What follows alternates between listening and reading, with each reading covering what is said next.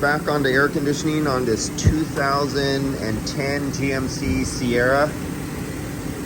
So I filled it up, and because I was looking for a leak, and there was no visible signs of leak at the sign, but there is a visible sign now.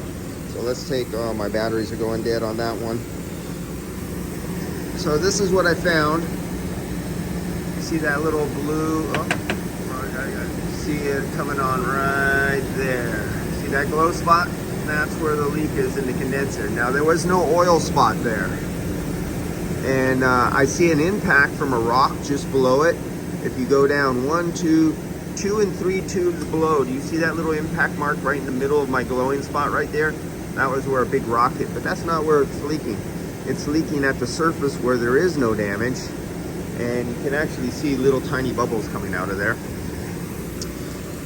And let's see, well, this battery's pretty dead, so you might not see much. You see something.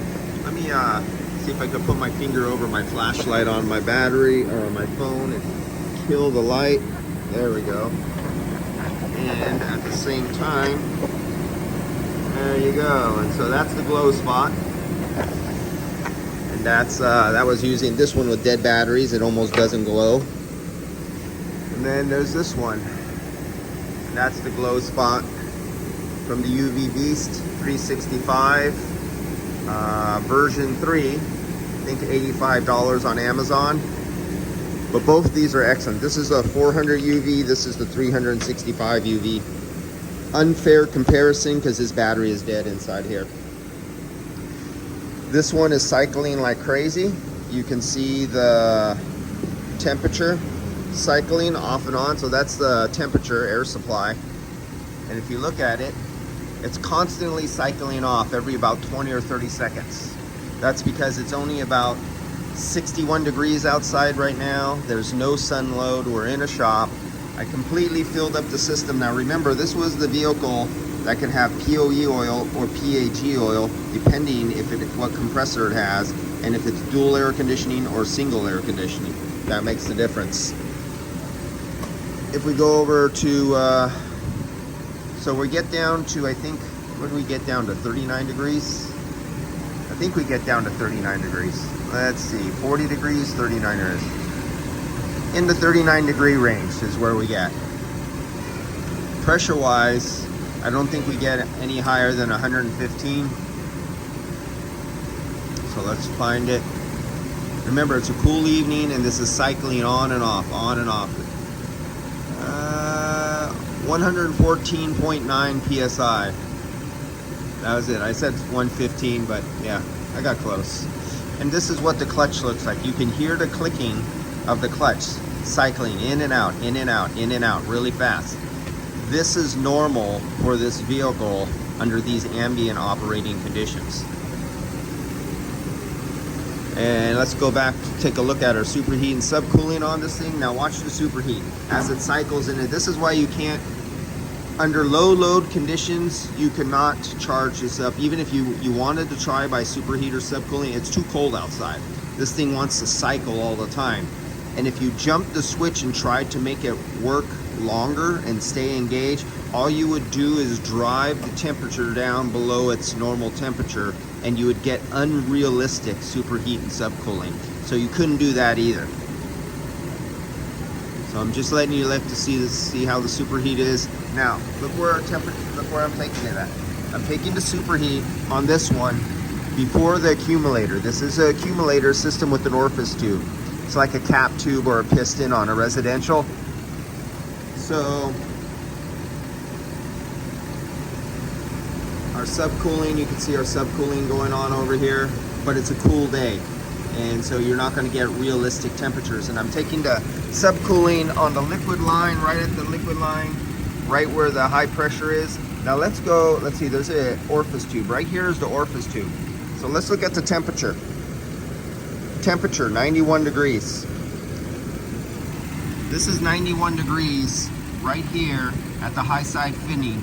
But then the orifice tube is right here. And right on the other side of this orifice tube, it comes out as a low pressure cool gas. So let's get over there. So remember 91 degrees? Okay, So this, remember, this is the orifice tube. This is your expansion valve. This is your restriction right here. Now let's see what the temperature is. Look at the temperature.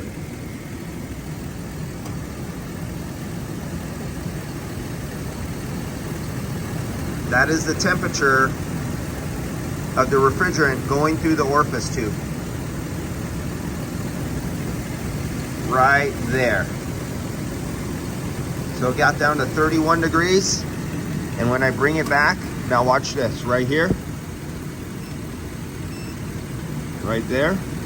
All I did was move it on the other side of this fitting. And you see how the temperature changed? So that's your expansion device. Now, let's look at the temperature of what do we have coming out of here. That's out of the evaporator. Our temperature coming out of the evaporator. That is that one up there. Before the accumulator.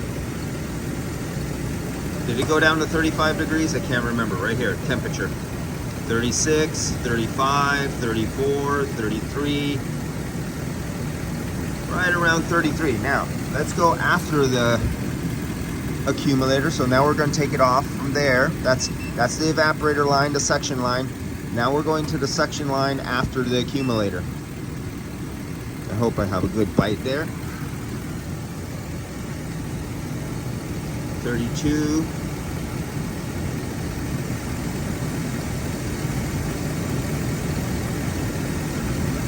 Only 32. So there wasn't much change, but the problem is it's not accurate. That's not an accurate subcooling drop through the accumulator because this compressor is cycling so fast because there's no load on the vehicle. So that is not accurate. It reads something, but it's not accurate because the cycling is too fast.